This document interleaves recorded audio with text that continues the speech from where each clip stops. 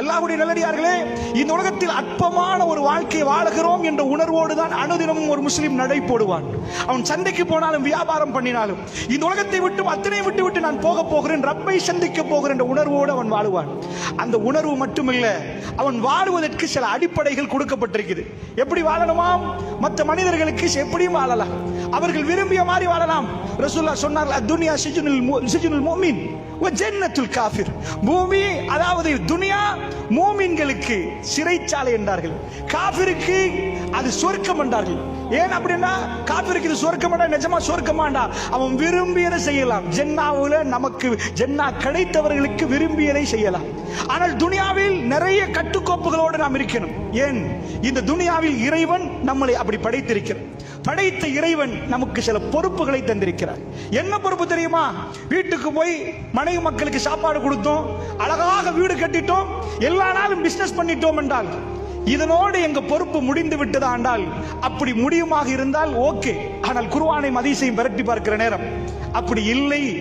அது ரொம்ப, அதாவது ஒவ்வொரு முஸ்லிமும் இறைவனின் பால் ஒரு தாயாக நிற்கணுமா, அழைப்பாளனாக நிற்கணுமா? அல்லாஹ்வுடைய நல்லடியார்களே, மிம்பர் மேடைகளில் பேசக்கூடியது மட்டும் அழைப்பல்ல, அது அழைப்பல்ல, அது அழைப்பின் ஒரு பகுதி. சில வேளை ஒரு மனிதர் இன்னொரு மனிதனை கூப்பிட்டு அழைத்துக் கொண்டிருக்கிறார். அல்லாஹ் ஜல்ல ஷானுஹு வ தஆலா 1000 மிம்பர் மேடைகளை முழங்கக்கூடியவர்களை விட அவரை அல்லாஹ் ரப்புல் ஆலமீன் சிறப்பாக்கி வைத்து விடுவான். நபர்களும் எண்ணிக்கையும் பிரம்மாண்டமும் கூட்டமும் அழைப்புக்கு என்று நீங்கள் நினைத்தால் அது பிழை. ரசூலுல்லாஹ் சொன்னார்களே, உங்கள் மூலமாக ஒருவர் ஹிதாயத்து பெற்றால் உலகமும் அதனுடைய அத்தனை பொருட்களை விட சிறந்தது என்று. ஒரே ஒரு மனிதர். அதனால் தாஇ என்ற வார்த்தை நம் எல்லோருக்கும் அல்லாஹ்வுடைய நல்லடியார்களே, பெருமானார் மரணிப்பதற்கு 82 நாட்களுக்கு முன்னாடி தன்னுடைய முழு வாழ்க்கையில் அவருடைய பிரச்சார செய்தியை சாறு பிழிந்து மக்கள் மன்றத்திலே ரசூலுல்லாஹ் போய் சேர்த்தார்கள். பெருமானார் அன்றைக்கு கண்ட ஆச்சரியமான கூட்டம், இதுவரைக்கும் இவ்வளவு பிரம்மாண்டமான ஒரு படை ரசூலுல்லாஹ் கண்டதே இல்லை. ஹஜ்ஜத்துல் விதா, பிரியாவிடைக்குரிய ஹஜ்ஜி, பெருமானுடைய முதலும் இறுதியுமான ஹஜ்ஜிலே ரசூலுல்லாஹ் என்ன சொன்னார்கள் தெரியுமா? மக்களை பார்த்து நிறைய விஷயங்கள் சொன்ன ரசூலுல்லாஹ் ஒரு செய்தியை சொன்னார்கள். என்ன சொன்னார்கள்? பல்லிகு அன்னி வலவ் ஆயா. கேட்டு கொண்டார்கள். முழு உம்மத்திடம் ரசூலுல்லாஹ் கேட்டார்கள். பெருமானார் இரக்கத்தோட கேட்டார்கள். தன்னுடைய பிரியாவிடை நேரம் கேட்டார்கள். இந்த உம்மத்துக்கு அத்தனையும் சொல்லிவிட்டேனா என்று சொல்லுகிற நேரம் கேட்டார்கள். யா ரப், எல்லாரும் கேட்டார்கள் சஹாபாக்கள்ட்ட, நான் அத்தனையும் உங்களுக்கு ஒப்பு வைத்து விட்டேனா? ஆம் யா ரசூலுல்லாஹ் என்று சொல்கிற நேரம், இறைவா நீ சாட்சியா அல்லாஹ், நீ சாட்சியா அல்லாஹ் என்று 3 தடவை ரசூலுல்லாஹ் சொன்னார்களே. அல்லாஹ்வுடைய தூதர் தன்னுடைய கடைசி உரையை அழகான முறையில் மக்கள் மன்றத்திலே முடிவு செய்கிற நேரம் ஒரு விஷயத்தை வேண்டிக் கொண்டார்கள். உயிரோடு உள்ளவர்களுக்கும் மரணிக்க, அதாவது இதுக்கு பிறகு வரக்கூடிய இந்த உம்மத்தில் அத்தனை பேருக்கும் ரசூலுல்லாஹ் கேட்டுக்கொண்ட ஒரு விஷயம், பல்லிகு அன்னி வலவ் ஆயா. என்னிடம் இருந்து ஒரே ஒரு விஷயத்தை நீங்கள் கேள்விப்பட்டாலும், ஒரே ஒரு செய்தி உங்களுக்கு கிடைத்தாலும் பெருமக்களுக்கு சொல்லிவிடுங்கள் என்றார்கள் ரசூலுல்லாஹி ஸல்லல்லாஹு அலைஹி வஸல்லம். நாயகம் ஸல்லல்லாஹு அலைஹி வஸல்லம் அவர்களை நேசிக்கிறோம் என்று சொல்கிறோம், பெருமானாரோடு நாம் பாசம் வைத்திருக்கிறோம் என்கிறோம். அந்நபி அவுலா பில் முஃமினீன மின் அன்ஃபுஸிஹிம், மூமின்களுக்கு தன்னுடைய உயிரை விட நபி மேலானவர் என்று சொல்கிறோம். நம்முடைய கல்வியை நபிக்காக வேண்டி கொடுத்திருக்கிறோம் என்கிறோம். தாயிகளாக நாம் நிற்கிறோமா? அல்லாஹ்வுடைய நல்லடியார்களே, தாவாவுடைய படியிலே நாம் நிற்கிறோமா?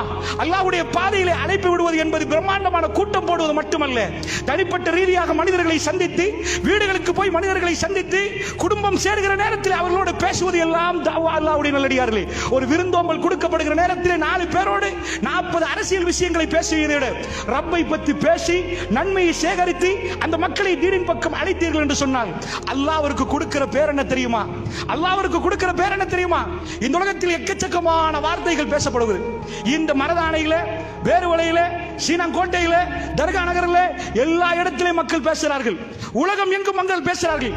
இதில் எது சிறந்த வார்த்தை? அந்த சிறந்த வார்த்தை பேசக்கூடிய சிறந்த மனிதன் யாரு? ஜோ பைடனா? அல்லது உலகத்தில் உள்ள மிக பெரும் பணக்காரர்களா? பெரிய பெரிய பிசினஸ் மீட்டிங் போகுது அதா? அதுவாக இருந்தால் வல்லாஹி திருக்குர்ஆனில் அதை பற்றி அல்லாஹ் பேசியிருப்பார்.